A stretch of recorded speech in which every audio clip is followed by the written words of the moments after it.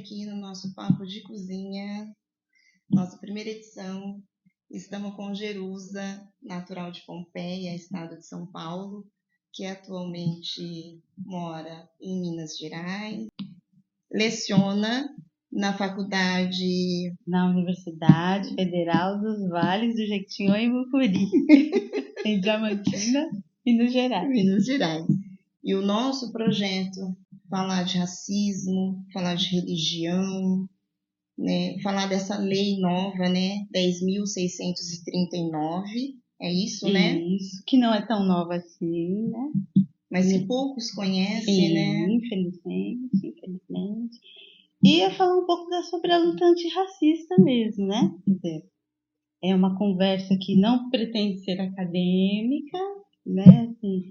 Que a gente estava falando logo no início, né? Que o importante é que as pessoas que, né, vejam o podcast, né, que se interessem pelo assunto, depois busquem e se aprofundem, né? Que essa é a intenção. A intenção é ser uma conversa mesmo que as pessoas possam entender um pouquinho mais, né? Assim, e de forma muito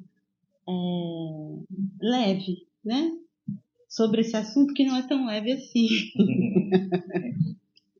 Mas ela está realmente sendo executada? Essa lei, ela está implantada? A universidade está correndo atrás? Então, a verdade é que a lei, ela foi criada em 2003, né? A Lei 10.639 é uma lei de 2003 e fruto do movimento negro, fruto de reivindicação histórica do movimento negro, ou dos movimentos negros, como a gente costuma dizer, porque existem vários movimentos, várias iniciativas, né, e várias atuações da população negra, desde terreiros, né, desde de educação, movimentos mesmo políticos e partidários, como o movimento negro no Brasil já houve partido, né, partido político, e o MNU, que é o Movimento Negro Unificado, posteriormente, enfim, então há toda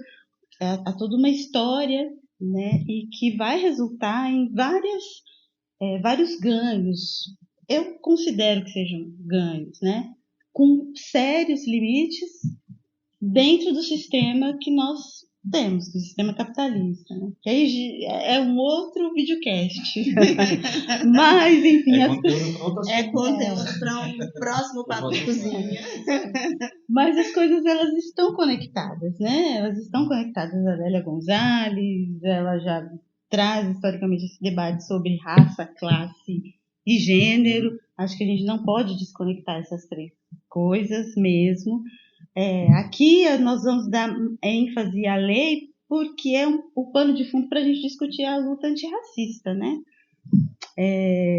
Então, o porquê dessa lei, né? Então, é uma lei que obriga, né, as escolas de ensino fundamental e médio, né, posteriormente as escolas de nível superior, elas também foram convocadas a tratar os seus currículos a partir desses parâmetros, e a obrigatoriedade do ensino da história de África, né, dos africanos, dos afro-brasileiros, né? Então, a história e cultura africana e dos afro-brasileiros.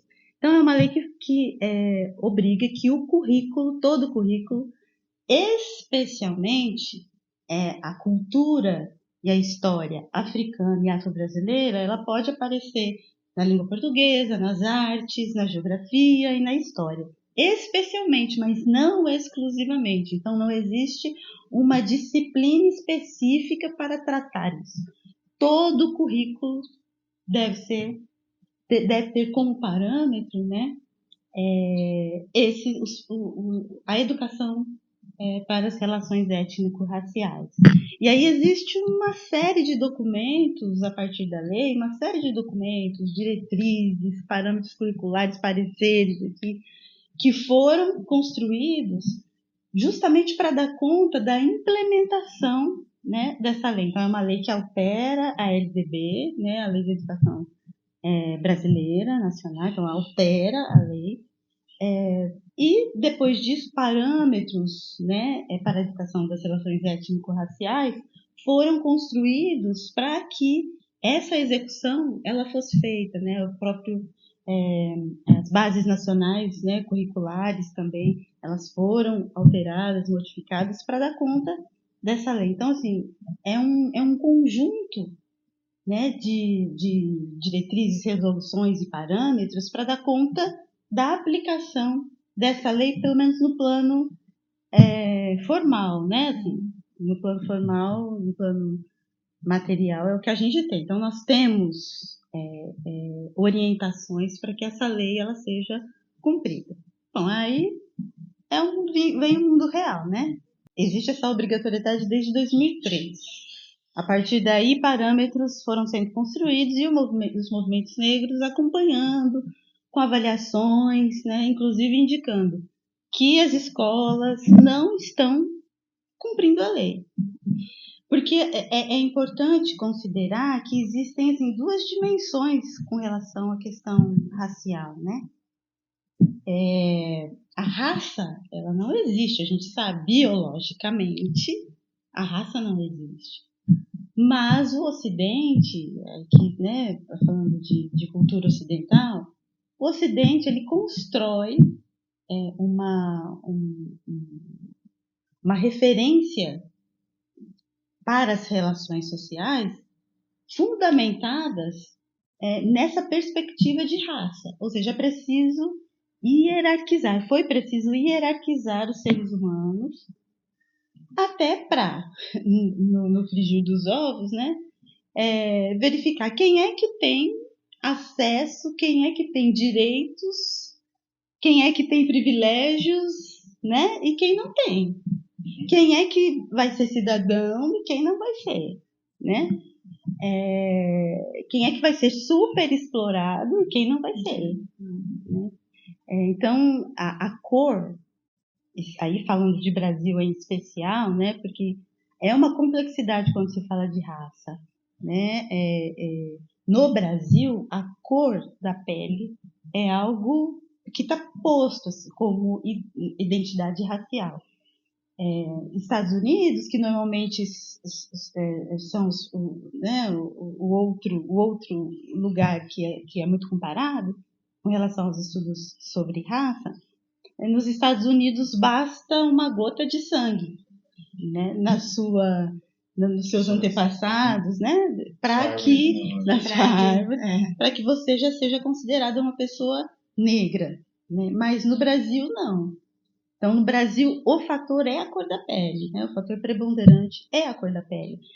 E a miscigenação, inicialmente, que também daria um outro videocast, mas a miscigenação, ela aparece como uma tecnologia forjada para nos desestabilizar, inicialmente, no processo colonial e no período colonial, né? Porque o branqueamento sempre foi um projeto.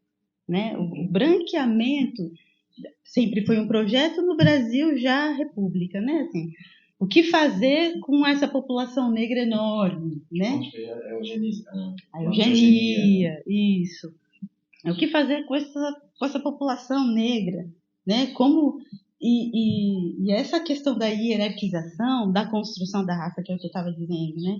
Construir o parâmetro racial a partir de uma concepção eugênica dos seres humanos, e aí a eugenia ela é um valor, né?